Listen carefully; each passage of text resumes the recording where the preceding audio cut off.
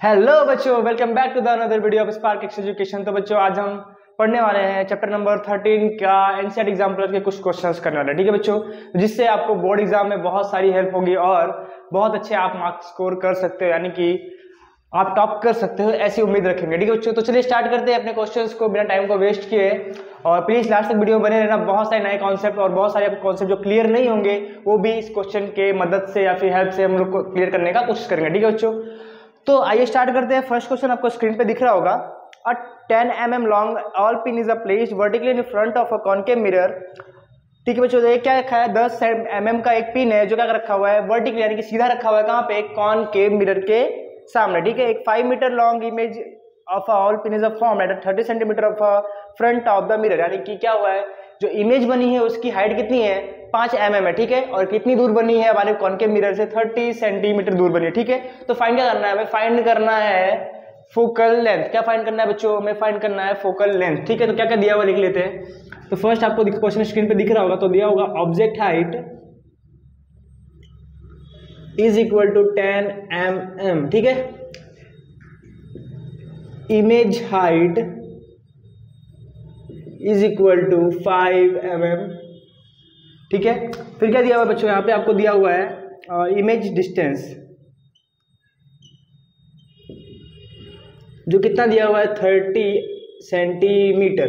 लेकिन क्या बोला है बच्चों, 30 सेंटीमीटर कॉनकेव मिरर है उसके सामने रखा हुआ है। यानी कि जब आपको पता होगा कॉनकेव मिरर की जो इमेज बन रही है कहाँ बन रही है, इसके सामने, यहाँ पर कहीं बन रही है। मान लो ये हमारा कहीं पे ऑब्जेक्ट यहाँ पे था और इमेज कहीं पे यहाँ पे बन रही है। ठीक है, तो आप क्या देख रहे होगे यहाँ पे कि इस साइड में, तो इस साइड में क्या आएगा बच्चों, आपको पता है ऑलवेज क्या आएगा, माइनस आने वाला है। ठीक है, तो मैं यहाँ पे यूज कर सकते हैं माइनस का साइन। तो ये बातें क्लियर है, ये हो गई इमेज ऑब्जेक्ट की हाइट, इमेज की हाइट, सॉरी यहाँ, और ये इमेज डिस्टेंस। ठीक है, फाइंड क्या करना है, हमें फाइंड करना है फोकल लेंथ। एक बात आपको और पता होगी, इसकी जो फोकल लेंथ होती है क्या होती है, ऑलवेज नेगेटिव होती है। ठीक है, तो उसको हम लिख सकते हैं यहाँ पे नेगेटिव एफ लिख सकते हैं। ठीक है, फाइंड करना है नेगेटिव एफ। ठीक है, तो चलिए स्टार्ट करते हैं क्वेश्चन को। ये अपना रफली डायग्राम यहीं से समझने का ट्राई करते हैं। देखो क्या दिया आपको, ऑब्जेक्ट हाइट दे दी हुई है, इमेज की हाइट दे दी हुई है। ठीक है, तो ऐसे आपको क्या समझ में आ रहा हो कि अगर ऑब्जेक्ट हाइट दे दी हो, इमेज हाइट दे दी हो, क्योंकि आपको इमेज डिस्टेंस दी हुई है, ऑब्जेक्ट डिस्टेंस दी नहीं हुई है। आपका फॉर्मूला होता है 1/u plus 1/v is equal to 1/f। ठीक है बच्चों, ये होता है आपका फॉर्मूला। तो आपको इसमें से कोई ना कोई दो चीज चाहिए होगी इक्वेशन में से एक फाइंड करने के लिए। तो आपको देख रहे हैं यहाँ पे v मिल चुका है, या आपका v है, लेकिन आपके पास u नहीं है। ठीक है, तो आप f फाइंड कर नहीं सकते यहाँ से, मतलब आपको u कहीं ना कहीं से फाइंड करना पड़ेगा। तो u फाइंड करने के लिए आपको एक और चीज पता होगा, मैग्निफिकेशन इज इक्वल टू होता है माइनस का v अपॉन में u, या फिर होता है बच्चों इमेज की हाइट अपॉन में ऑब्जेक्ट की हाइट। ये फॉर्मूले आप याद करके लिख के रखे होंगे। ठीक है बच्चों, इंपॉर्टेंट फॉर्मूले, यहाँ से आपका न्यूमेरिकल सॉल्व होगा। ठीक है, तो क्या दिया हुआ है, मैग्निफिकेशन से हम इसको निकाल सकते हैं। ठीक है, तो आपको दिया हुआ है इमेज हाइट, क्या दिया हुआ है, इमेज की हाइट दे दी है। ठीक है, चलो यहाँ से ऑब्जेक्ट की हाइट दे दी है, ओके, ये भी है, मतलब आप मैग्निफिकेशन यहाँ से फाइंड कर सकते हैं। ठीक है, तो m इज इक्वल टू क्या हो जाएगा बच्चों, यहाँ से या फिर m लिखो, या फिर इन दोनों को आप डायरेक्ट इक्वेट कर दो, क्योंकि ये इसके बराबर है, ये इसके बराबर है, तो इट मीन्स ये दोनों भी एक दूसरे के बराबर ही होंगे। तो हम लिख सकते हैं v अपॉन में u माइनस का is equal to hi upon में h नॉट। ठीक है, क्लियर है इतनी बात। तो v क्या दिया हुआ है, v दिया हुआ है -30 सेंटीमीटर, तो माइनस को रहने दो बाहर, u लगा दिया इधर। इमेज की हाइट कितनी है, इमेज की हाइट देखना हमें, इमेज हाइट और ऑब्जेक्ट हाइट रखना। ठीक है, तो आप देख रहे हो यहाँ पे इमेज हाइट कितनी है, 5 मिलीमीटर। ठीक है, लेकिन आपको बात और पता होगी बच्चों, कॉनकेव मिरर से जो इमेज बनती है ऑलवेज कैसी बनती है, नीचे, यानी कि कैसी बनती है, उल्टी बनती है। ठीक है, तो इरेक्ट बनती है, सॉरी इरेक्ट नहीं बनती, यहाँ पे ऑपोजिट उल्टा बनता है। यहाँ पे आपके पास एक कंडीशन आता है जिसके अंदर आपकी जो इमेज बनती है सीधी बनती है। ठीक है, वो होता है पोल और एफ के बीच में रखा हुआ ऑब्जेक्ट जब होता है। ठीक है, तो मतलब यहाँ पे हमें क्या लेना है, जो इमेज हाइट है वो लेना है नेगेटिव में। ठीक है, तो यहाँ पे ले लेते हैं हम लोग -5 mm अपॉन में ऑब्जेक्ट हाइट कितना दिया हुआ है, 10 mm, यहाँ पे लिख लेते हैं सेंटीमीटर। ठीक है, तो mm से mm गया, तो यहाँ से आ जाएगा बच्चों, आपको u निकालना होगा, तो आप जानते हो यहाँ से इक्वेशन को उधर करेंगे, u इज इक्वल टू क्या आ जाएगा आपका, u इज इक्वल टू आएगा 10 इंटू प्लस 30 डिवाइड बाई में माइनस का 5 क्या सेंटीमीटर। ठीक है, कैसे हुआ, minus into minus plus 30 centimetre, 10 आया इधर मल्टीप्लाई में, 5 आया इसके नीचे। ठीक है, तो u हो गया ये आपका, तो यहाँ से निकाल सकते हैं 5 6 30, तो आ गया u इज इक्वल टू आ गया माइनस का 60 सेंटीमीटर। इट मीन्स आपको यहाँ पता चल गया होगा बच्चों, आपका जो ऑब्जेक्ट है किधर रखा हुआ, इधर रखा हुआ, ये हमेशा पता होगा, ठीक है। तो ऑब्जेक्ट आ गया आपका, ऑब्जेक्ट डिस्टेंस आ गई, इमेज डिस्टेंस भी आ गई आपको। तो यहाँ पे आपको फाइंड करना क्या है, एफ फाइंड करना। तो आप इजीली फॉर्मूला यूज कर सकते हैं ये वाला, और आप इजीली फाइंड कर सकते हैं एफ। तो ठीक है बच्चों, तो इतनी बातें नोट कर ले आप। इसका शुरू करते हैं यहाँ से अपने फॉर्मूले को यूज करके सॉल्व करना। तो लिखते हैं formula 1/v plus 1/u is equal to 1/f, ठीक है। तो v क्या दिया हुआ है आपको, -30 सेंटीमीटर, तो यहाँ लिख लेते हैं -30 सेंटीमीटर। u क्या दिया बच्चों, माइनस का 60 centimetre is equal to 1/f आ गया, ठीक है।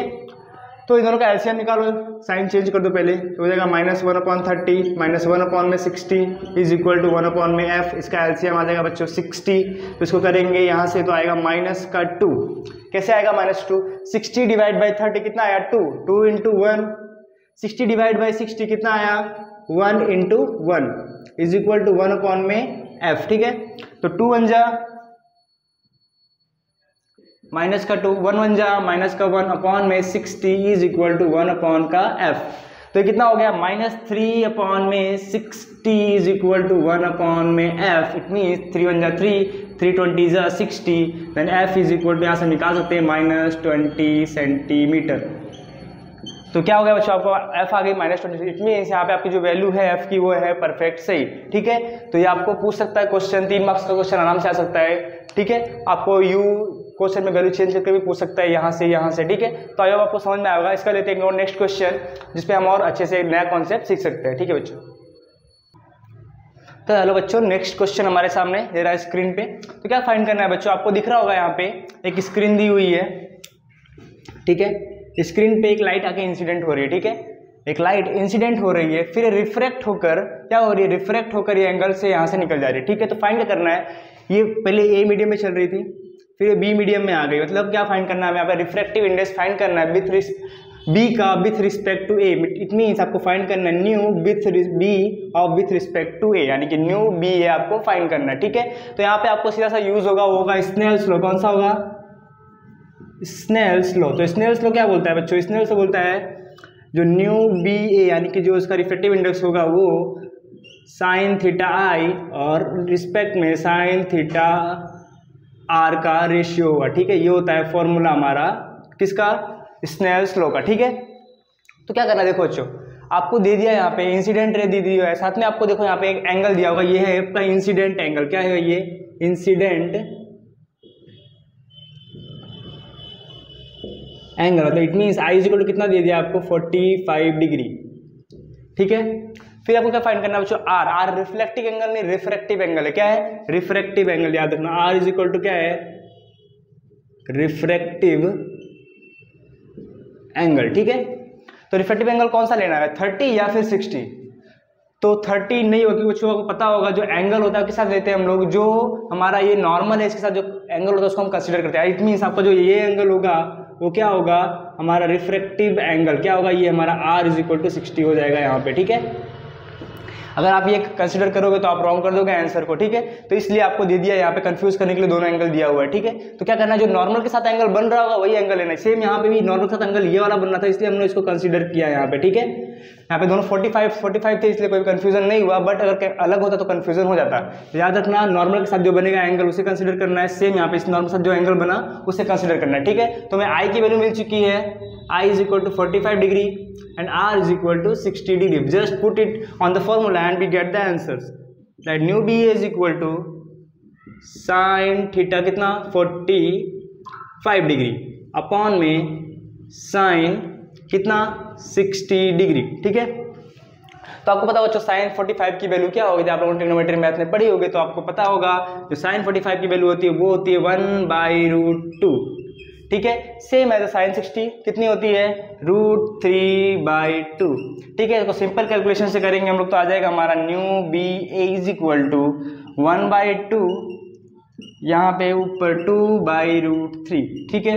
अगर आपको आंसर में नहीं दिया तो आप इसको ऐसा लिख सकते हैं। अदरवाइज अगर आपको ऑप्शन दिया हुआ है तो आपको क्या करना है, इसको कन्वर्ट करना है √2 × √2 × 1, ठीक है। ये 1 इसको लिखा √2 × √2, नीचे क्या है बच्चों आपके पास √2 × √3। इट मीन्स √2 से √2 गया घर पे, क्या बचा यहाँ पे √2 × 1 √2 अपॉन में √3। तो यहाँ से आपका आ गया mu B with respect to A is equal to √2/3। जो आपका आंसर आएगा कितना आएगा 2/√3। ठीक है।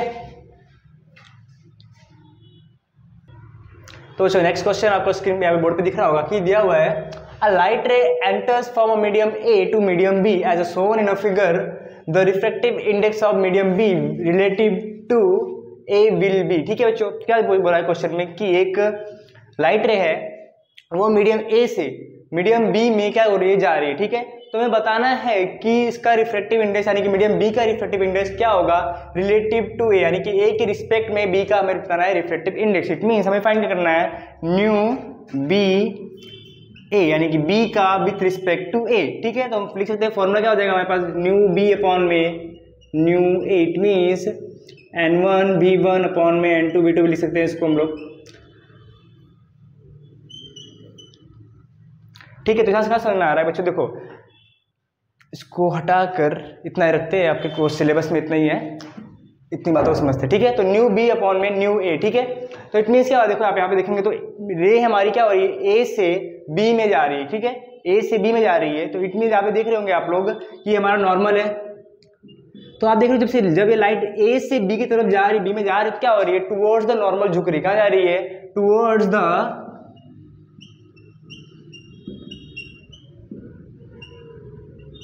नॉर्मल, यानी नॉर्मल की तरफ झुक रही है। तो इसमें क्या होगा समझ में आ रहा है कि जो ये हमारा मीडियम है कैसा है, ये हमारा डेंस मीडियम है। कैसा है ये हमारा डेंस मीडियम, यानी कि हम लिख सकते हैं बी क्या है, B is a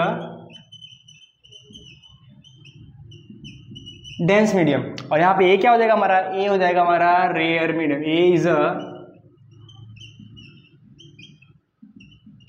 rare medium. ठीक है, तो मतलब बी अगर डेंस मीडियम तो लाइट की स्पीड यहाँ पे स्लो होगी, यहाँ पे कैसी होगी फास्ट होगी। इट मींस आप समझ सकते हैं यहाँ पे डायरेक्ट यहाँ से न्यू बी अपॉन में न्यू ए से की जो v की वैल्यू कैसी होगी वो ग्रेटर देन 1 कैसी होगी, जो b की वैल्यू न्यू b की वैल्यू कैसी होगी greater than 1 and new a की वैल्यू कैसी होगी लेस देन 1। इट मीन्स यहाँ से समझ सकते हो कि जो आपका न्यू b अपॉन में न्यू a आएगा कैसा आएगा, ऑलवेज कैसा आएगा mu b a respect to greater than 1। ठीक है, तो कौन सा ऑप्शन सही होगा आपका, यहाँ पे ऑप्शन नंबर 1 हो जाएगा सही। ठीक है बच्चों, अगर आपको पूरा कॉन्सेप्ट समझना है रिफ्रैक्टिव इंडेक्स का तो हम लोगों ने फुल वीडियो आप लोगों को लेक्चर में डाल के रखा है, वीडियो बना के रखा है, तो आप लोग वहां से आप वीडियो को देख के और अच्छे से कॉन्सेप्ट को समझ सकते हैं। अगर आपको वीडियो पसंद आया बच्चों तो वीडियो को लाइक करना, शेयर करना और सब्सक्राइब करना। थैंक यू बच्चों।